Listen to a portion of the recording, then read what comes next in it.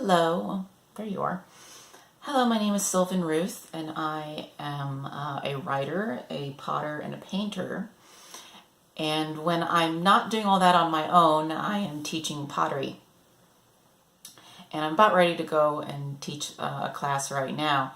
But I'm going to be starting to post videos of me teaching pottery. The first one is just going to be like a quick run through, like beginning to end, of how to make something on the wheel.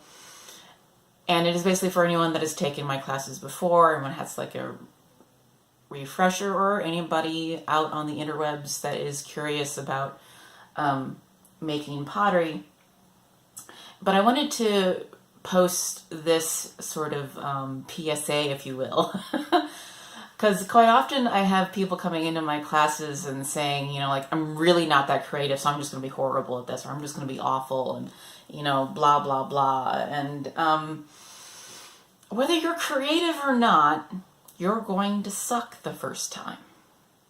You just are. There's really no way around it. If you've never done it before, creative or not, you're gonna suck. I sucked the first time. I sucked for quite a long time at doing pottery, but I just sort of loved it and just kept doing it.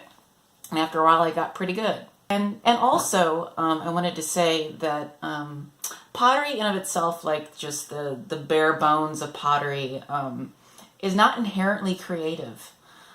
If you just learn how to do the motions, basically, if you learn how to do the basics, you'll be able to make a mug or a bowl or any sort of vase or anything like that. If you learn how to do it on like a technical level, I don't mean as in theoretical, I mean like technique. If you learn techniques, if you learn how to hold your hands, you'll be able to make something on the pottery wheel.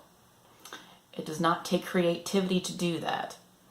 And even if you don't necessarily consider yourself to be that creative, you can still make pottery.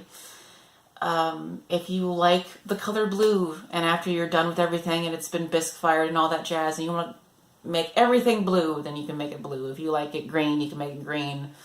If you find a good orange and you want to make it orange and blue or something like that over and over, go for it. The essence of creativity is freedom, really. You can do whatever the hell you frickin' want. That's what creativity is. A lot of people make a fairly good living doing stuff that other people would never think would ever be sold.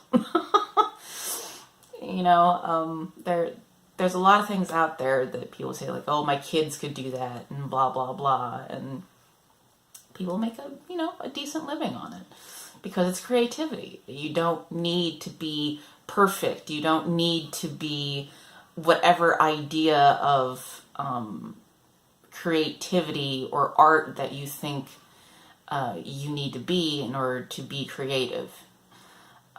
It's just, if you make a bowl and suddenly a gash goes, like you run your thumbnail up the side of it, just turn on the wheel and just do it a few more times around the bowl, and suddenly you have a kind of a funky textured bowl. That happens quite often in the pottery world. It's whatever works. Whatever you feel like doing, do it.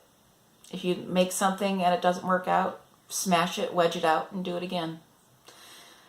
If you're not sure what wedging is, oh my goodness.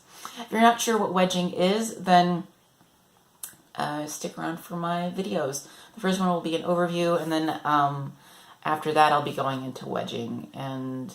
But the first one will be how to center and how to, do all that jazz on the pottery wheel. Because I base my sort of overall teaching on the idea that it's sort of a Japanese way of teaching. The first 100 you make, you don't keep.